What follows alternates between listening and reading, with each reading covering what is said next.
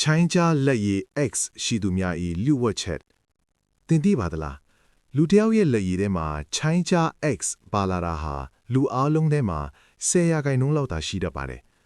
ဒါဆိုရင်ဘာကြောင့်သင်ဟာအဲ့ဒီလူတွေထဲမှာပါလာတာလဲရှေးအောင်ယုံကြည်ချက်တွေအရာ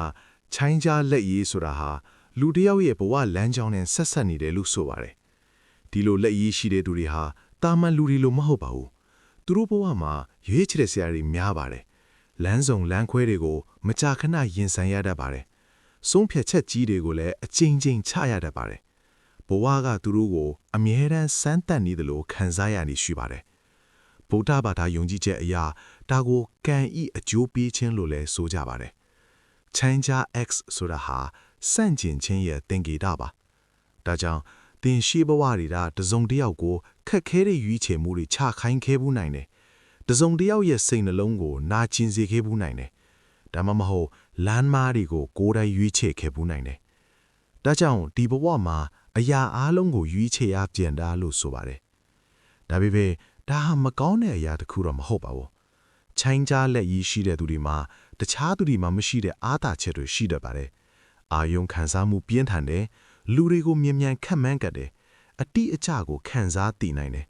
တခါဆုံးဖြတ်ပြီးရင်နောက်ပြန်မလဲပဲဆက်သွားနိုင်တယ်ဒါကြောင့်သူတို့ဘဝဟာခက်ခဲပေမဲ့တခါအောင်မြင်ရင်တိတ်ကိုမြ мян တိုးတက်သွားတတ်ပါတယ်ဒါပေမဲ့တတိထားရမှာကလက်ရည်ထဲမှာချိုင်းကြားတဲ့အများကြီးလာရင်ဒါဟာစိတ်ဖိစီးမှုစိတ်မတည်ငြိမ်မှုဘဝလမ်းပိတ်နေခြင်းတို့ကိုပြသနိုင်ပါတယ်သင်ရဲ့အတွင်းမှာတစ်ခုခုကိုဖြုတ်ပစ်ချင်နေတဲ့ဆိုတဲ့အဓိပ္ပာယ်လည်းပါဝင်နိုင်ပါတယ်ဒါကြောင့်သင်ဟာချိုင်းကြားလက်ရည်ရှိသူဆိုရင်မစိုးရင်ပါနဲ့ဒါဟာသင်ဘဝစိုးနေတယ်လို့မဆိုလိုပါဘူးဒါဟာသင်ဟာတာမန်လူတွေထက်အရေးပါတဲ့လမ်းတွေကိုရွေးချယ်ရတဲ့သူတယောက်ချစ်နေတာပါနောက်ဆုံးမှာသင်ကိုယ်တိုင်ကိုမေးကြည့်ပါငါအခုဘာကိုတကယ်လိုချင်တာလဲငါဘာကိုရွေးမလဲဘာလို့လဲဆိုတော့ဘဝဆိုတာအဖြေရှာဖို့မဟုတ်ပါဘူးဘဝဆိုတာရွေးချယ်ဖို့ခက်ပါတယ်ပြီးတော့သင်ရွေးချယ်လိုက်တဲ့လမ်းကမှန်တဲ့တစ်ခါတည်းဆိုရင်အဲ့ဒီတစ်ခါတည်းကသင်ဘဝကိုပြောင်းလဲပြန်နိုင်ပါတယ်